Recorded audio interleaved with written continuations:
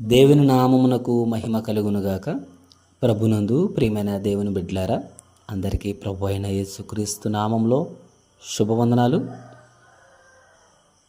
ఈరోజు మా కుమారుడు జయశేఖర్ బాబు ఒక పల్లవి ఒక చరణం పాడతాడు. మా చిన్నడు మరి పాట విని ప్రభుని స్తుతిస్తూ ప్రభుని గణపరచండి. తర్వాత వాక్య ధ్యానంలోనికి వెళదాం. నీ దయలో నేనున్న ఇంతకాలం, నీ కృపలో దాచినావు గతకాలం. నీ దయలో నేనున్న ఇంతకాలం, నీ కృపలో దాచినావు గతకాలం. నీ దయలే నీదే నేనేమవుదును, నీ దయలే నీదే నేనేమవుదును తెలియదయ్యా. నీ దయలో నేనున్న ఇంతకాలం, నీ కృపలో దాచినావు గతకాలం. తల్లిదండ్రులు చూపిస్తారు ఎనలేని ప్రేమ నీళ్ళలో, చెయ్యాలని ఆశిస్తారు అంతనంత గొప్పవారిగా. తల్లిదండ్రులు చూపిస్తారు ఎనలేని ప్రేమ నీళ్ళలో, చెయ్యాలని ఆశిస్తారు అంతనంత గొప్పవారిగా. నీ దయ ఉంటే వారు కాగలరు అధిపతిగా, నీ దయ లేకపోతే పిల్లలు బ్రతుకుట జరుగునా. నీ పాదాల చెంతనే నే పరవశించాలని, ఆయు ఉన్నంత వరకు ప్రేమ పొందాలని. నీ దయలో నేనున్న ఇంతకాలం, నీ కృపలో దాచినావు గతకాలం. హల్లెలూయా.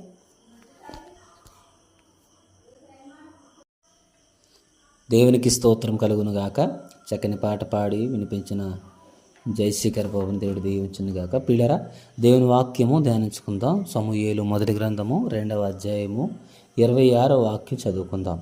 బాలుడగు సమూయేలు ఇంకను ఎదుగుచు యెహోవా దయందును మనుషుల దయందును వర్ధిల్లుచుండెను.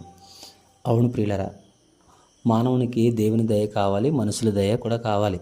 ఇక్కడ బాలుడైన సమూయేలు గురించి రాయబడిన మాట ఏమిటంటే, బాలుడైన సమూయేలు అంట దేవుని దయలోను మనుషుల దయను వర్ధిల్లుచున్నాడని వాక్యం సెలవిస్తుంది.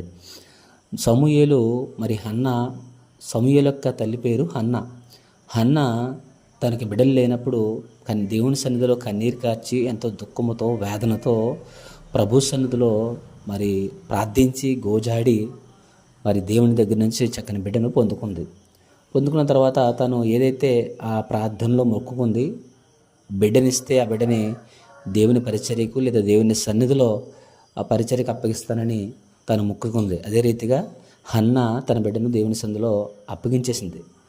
తన బిడ్డ పాలు విడిచిన తర్వాత, పాలు తాగడం మానేసిన తర్వాత దేవుని సన్నిధిలోకి అప్పచెప్పేసింది. అలా అప్పచెప్పేసిన తర్వాత బాలుడైన సమూయేలు మరి దేవుని దయలోను మనుషుల దయలను వర్ధిల్చున్నాడని వాక్యం సెలవిస్తుంది. అంతేకాదు, ఆనాడు దేవుని దర్శనము ఆనాడు చాలా తక్కువ. ఎందుకంటే ఏలీ కుమారులు చేసిన తప్పిదాన్ని బట్టి దేవుని దర్శనం తక్కువ. అప్పుడు 3వ అధ్యాయం మనం చూస్తే, బాలుడైన సమూయేలు ఏలీ ఎదుట యెహోవాకు పరిచర్య చేయుచుండెను. ఆ దినములలో యెహోవాకు ప్రత్యక్షమగుట అరుదు, ప్రత్యక్షముగా తరచుగా తటస్థించట్లేదు. ఆ కాలమందు తర్వాత చూస్తే అదే సందర్భంలో చాలా తక్కువ దేవుని దర్శనం ఆ టైంలో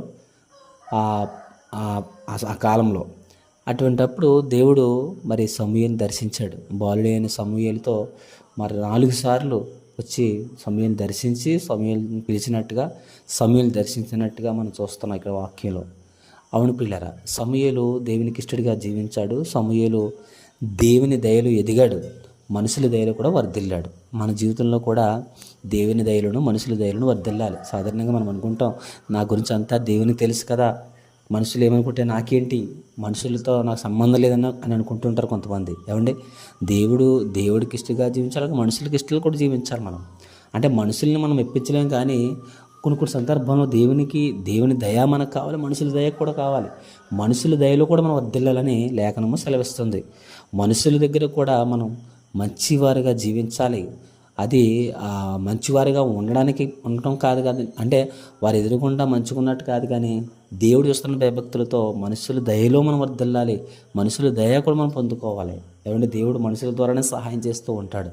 కనుక మనుషుల దయ ఉండాలి, దేవుని దయ ఉండాలి. మొదటిగా దేవుని దయ ఉండాలి, రెండవదిగా మనుషుల దయ కూడా మనం ఉండాలి.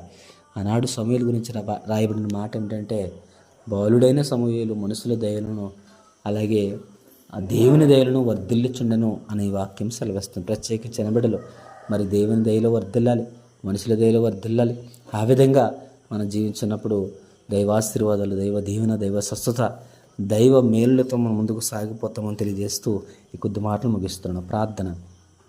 సకలాశీర్వాదాలకు కారకుడు అయిన పరలోకమందున్న మా తండ్రి, మీ ఘనమైన నామమునకు, శ్రేష్టమైన నామమునకు లెక్కింపలేని స్తుతులు స్తోత్రములు తెలియచుకుంటున్నాం ప్రభువా.